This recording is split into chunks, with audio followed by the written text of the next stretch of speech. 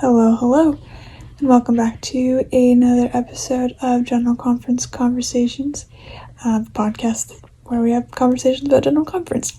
I'm your host, Kaylin, and I am very excited to be with you guys today, talking with you wherever you may be, whatever today is for you. It is cold for me today. It snowed last night, and our house is quite chilly today. But that is besides the point. We are talking about Elder Godoy's talk, and I hope I'm saying that right. Elder Godoy. Carlos A. Godoy. For the Sake of Your Posterity. And as always, I encourage you to listen to and or read this talk before you come and listen to me talk about it, so you can get your own inspiration and questions and direction from the Spirit on what you should study or work on, and then hopefully I can add something to your study with stories or my own thoughts. These are all just my own thoughts and so your experiences may vary, and that is especially true, I think, with this particular talk. I had a really hard time with this talk. I'll just be straight up about it. I don't want to beat around the bush. I just had a really tough time with this talk. Excuse me. And I'll kind of get into why near the end, and I'll probably sprinkle things in as I go. I'm just going to run through the talk really quick because it's probably going to be a little bit different than my episodes have been in the past, just because I just have a hard time with this talk. I'll just put it that way. So it's going to be a little bit different today, but let me just run through it really quick and then I'll kind of talk about my thoughts about all of this. So he starts with a story. He was serving in the South America's Northwest area and living in Peru, and he was gone for the weekend on assignments, and coming back home, he went to find his taxi driver and found a driver waiting for him from their usual taxi service they always used, and he got in the car. And they were gone for a few blocks when the driver got a call and was like, "Hey, the guy you just picked up, yeah, he got in the wrong car." And so they were like, "You can come back and get the car you were supposed to be in." And he was like, "No, it's fine. It's not a huge deal as long as he takes me, to my house, obviously." And after a bit, after that phone call, the driver asked if he was a Mormon. And he was like, "Well, yes, I am." And he learned that his driver, his name was Omar, he was a member, had been since he was a kid, and his family was active when he was younger, but they stopped going to church and he became completely inactive when he was 15. And at the time of the story, he was 40, so 25 years later. And of course, Elder Godoy says that at that moment I realized I did not take the wrong taxi. It was not a coincidence that I was here because the Lord was calling him to come back to the fold. So they talked about the church and about when his family was active and what his memories were of that. And he said, "I promise, if the first Sunday that you're back in church, I'll be there." And so he was. His bishop called him a few weeks later and told him that Omar was going to be at church on this particular Sunday. So he was there. And then he was again there a few months later when Omar baptized his wife and his 2 kids. And then a year later, he performed their sealing at the Lima, Peru temple. And this is a really beautiful, amazing story, absolutely amazing, isn't it? Just I want to say I have something similar, but I don't. But it's along the same lines. When I was a missionary, and I'm sure I've told about this story before. When I was a missionary, there was a guy who I was serving in YSA, and he was a member, but stopped going in his youth because he had a really, really rough relationship with one of the bishops in his ward, and so stopped going. He hadn't gone for, I think, 5 or 6 years, and he called up our bishop and was like, hey, I want to come back to church. At the time, he was dating someone, and he was like, and she's interested in learning more about the church. Turned out she really wasn't. They broke up a couple of weeks later, but we continued teaching Colin, meeting with Colin. We met with him during COVID, so it was like over video call once or twice a week for a couple of months, and he had a lot of things he was struggling with.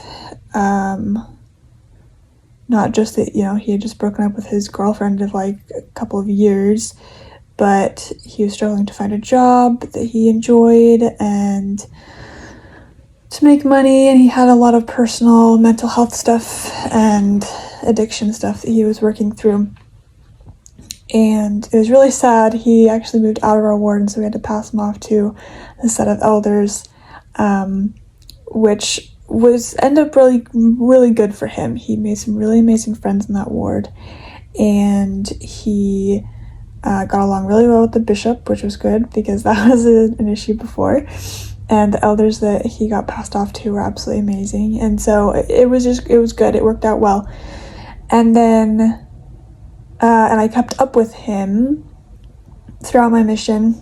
And then I moved back to Arizona where I served. I moved back into that same ward where I was serving at the end of my mission. It was about a year later, and he called me up and he messaged me on Facebook or something and was like, hey, I'm getting my endowments, and he invited me to be there. And so I was one of the people that was able to be there to see him receive his endowments in the temple, and it was absolutely amazing. And so those moments of, it's not a coincidence. God is not a God of coincidences.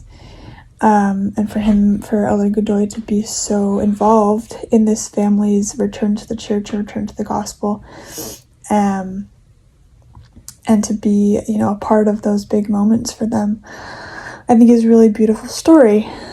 What trips me up, I guess, is this next paragraph.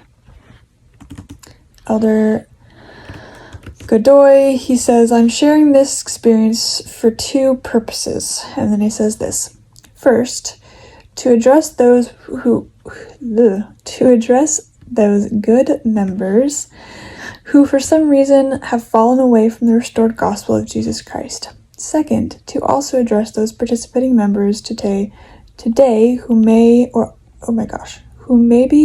are not being as faithful to their covenants as they should be. In both cases, generations ahead of them are impacted, and blessings and promises that are reserved for their posterities are at risk. And so this is kind of the thesis of his whole talk, right? Is he's saying that as people fall away or leave the church or maybe aren't doing all that they can to keep themselves in the church now, that can also have impacts later on in their family tree for their kids, their grandkids, their great-grandkids, and possibly take the opportunity away from them to accept the gospel. I have no problem with that. Like, that all makes sense, right? That's very true and real. If I were to leave the church today, then, my children, I don't have kids, but like my future children wouldn't have the same opportunities to participate in the gospel that I have in my life growing up in the church, right? That's all very true. They still have the opportunity to one day find the church or to accept the gospel into their lives, but it's different than if they were to be, if I were to take them to church every week and encourage them to be part of youth activities and callings, and to show them, through example, that I'm in the church. So he goes on and talks about these two scenarios. And he talks about how sad it is that when he comes across inactive members or non-members of the church who at one point had the gospel in their families and lost it because of not their decisions, but their parents or their grandparents' decisions. And also their decisions as well. But just to see the kind of the chain broken, basically. And then the second scenario, he also talks about, so this is when he's talking about members who are maybe not being as faithful as they should be. And he quotes Elder Oaks talking about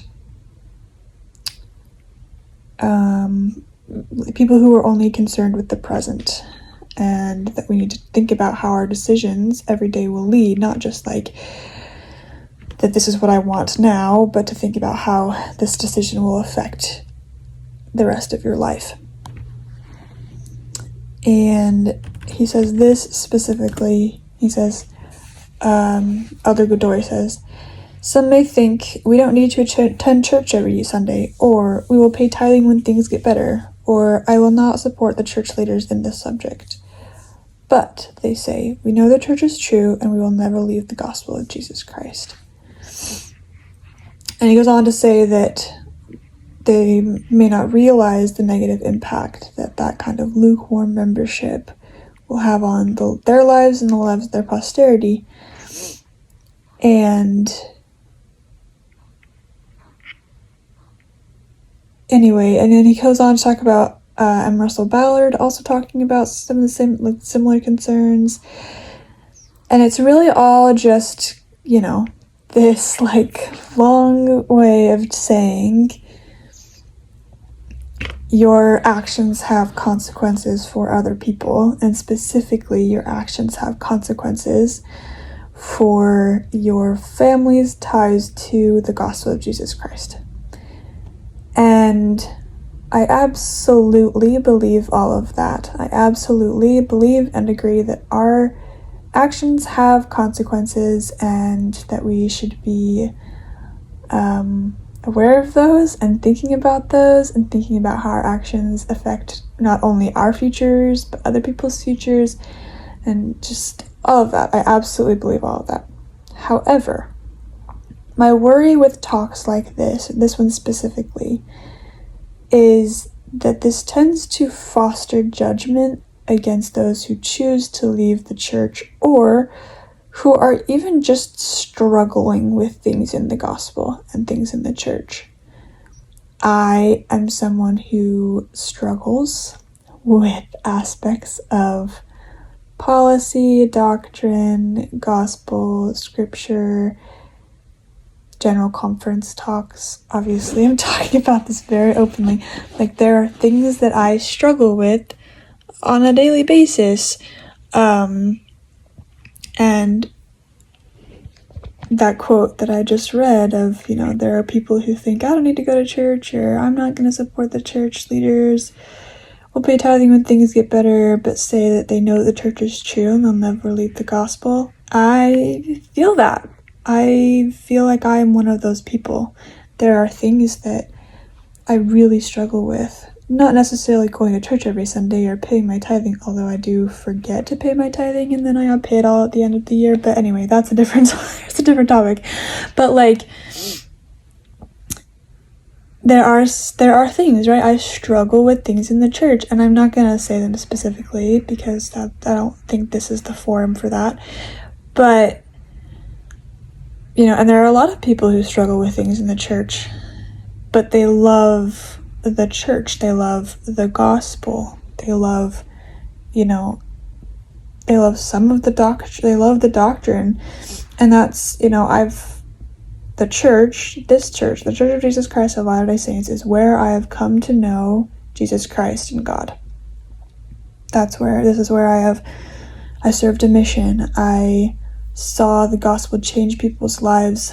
I have felt of God's love. I have felt of the love of my Savior. I have felt the healing power of the atonement and the comfort that it brings me. I'm grateful for the Spirit, the Holy Ghost, who helps me to feel not so alone. And like, I truly believe in the gospel of Jesus Christ, and I believe that this church has the most full and the most correct things on the earth, and yet there are things that I think we could do better, and there are questions that I have that I don't have answers to, that really bother me about things. And so I don't know, and maybe that's not what he's talking about. Maybe he's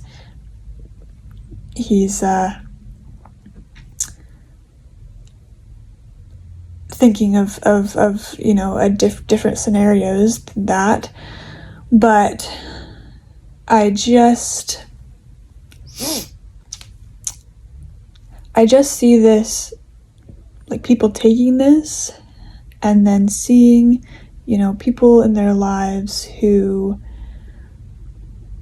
have fallen away from the church, or who they know is struggling with gospel-related things, or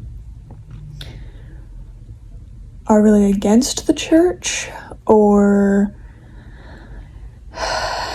like maybe they were never members, but they met with missionaries and they were just like, no, that's not for me, and taking this talk and judging them for that, and saying that, and thinking that they know the reason why that person left the church, is struggling with the church, doesn't like the church, didn't want to join the church. Like, those, we don't know people. We don't know their reasoning and why they've left, or why they're thinking of leaving, or why they're struggling, right? And people leave the church for very valid reasons. I know not everybody believes that, not everybody agrees with that, but people walk away for very valid reasons, and they might come back and they might not. But that's like not our place to judge, right? And I get that this talk is not doing that. This talk is not saying, oh, those people that have left are terrible and you should judge them, and but it's kind of a pitying tone to it. Like, it's just so sad when people leave for like, he says says, what a sad legacy to pass on, and for what reason? Whatever it isn't enough to ignore this negative spiritual impact it will create for generations ahead.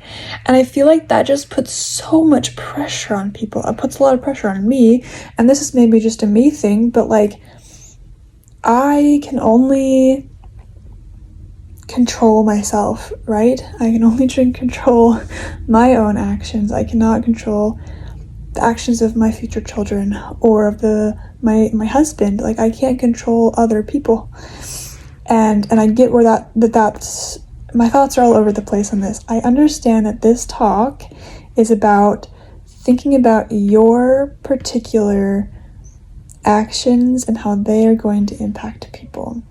I understand that, but I also just want to remind people to not use this to judge others. Because it's really easy to do that. It's really easy to take this and say, oh, well, that's such a silly reason to leave, or that's such a stupid reason to, it's such a stupid reason to be struggling with this thing, or, oh, well, I don't see that as an issue, you shouldn't see that as an issue, right? We're all different, and we're all going to be in different places and doing different things, and it's just, I just see this being a problem. So please absolutely use this talk as a way to gauge where you're at spiritually, and to, be grateful for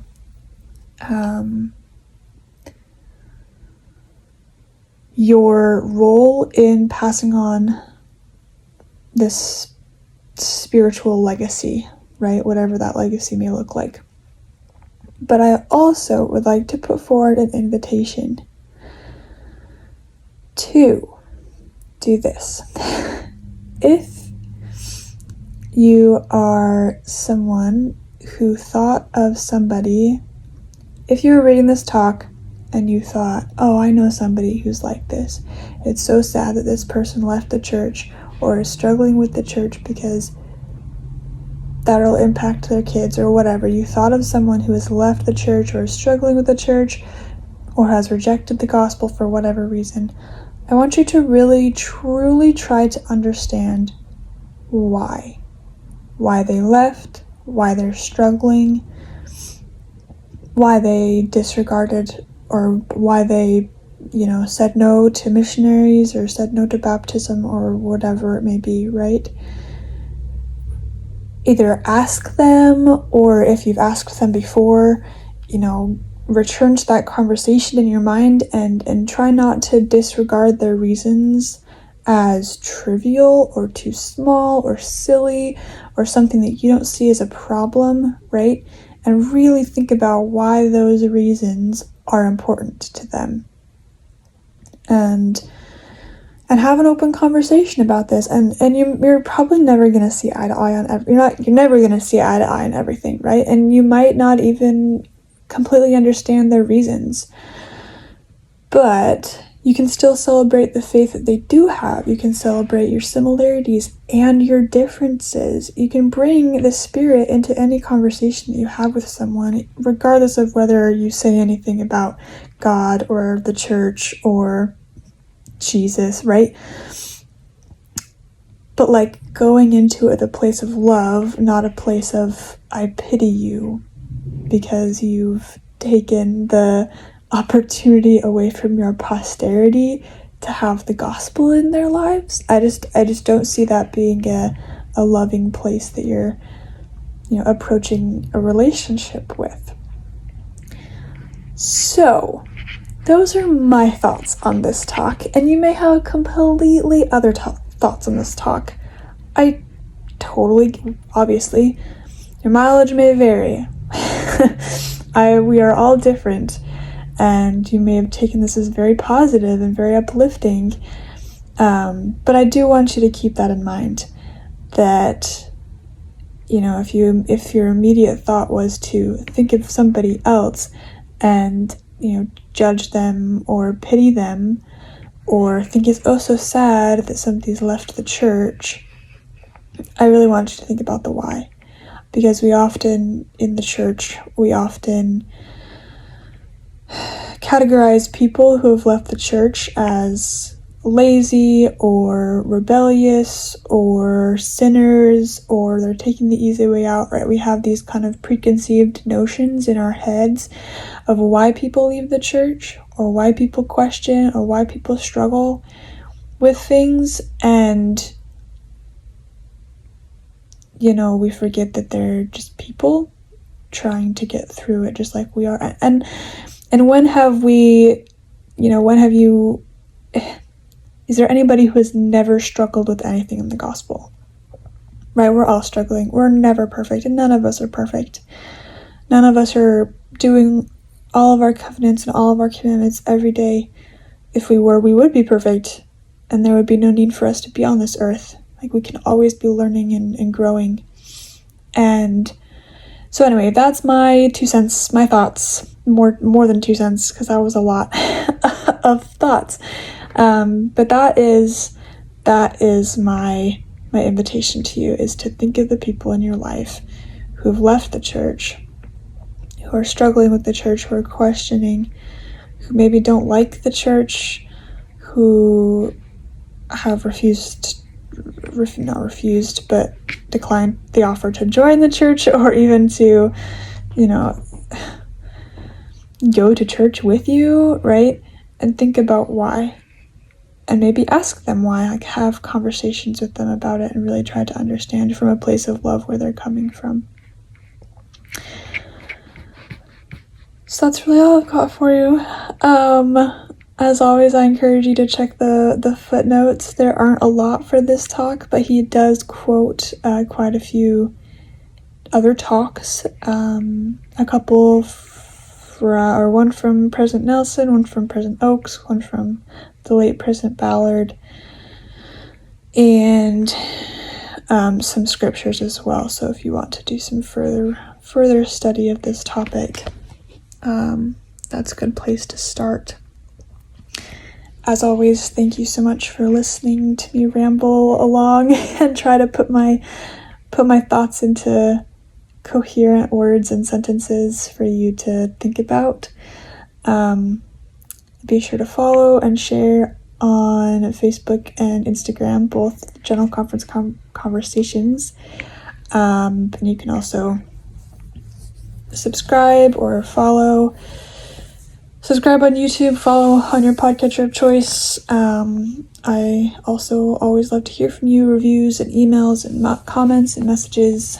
So I love to hear your thoughts, and maybe you want to share your thoughts on this with me. Maybe you agree or disagree. I'd really love to hear your thoughts. So I will talk to y'all next time.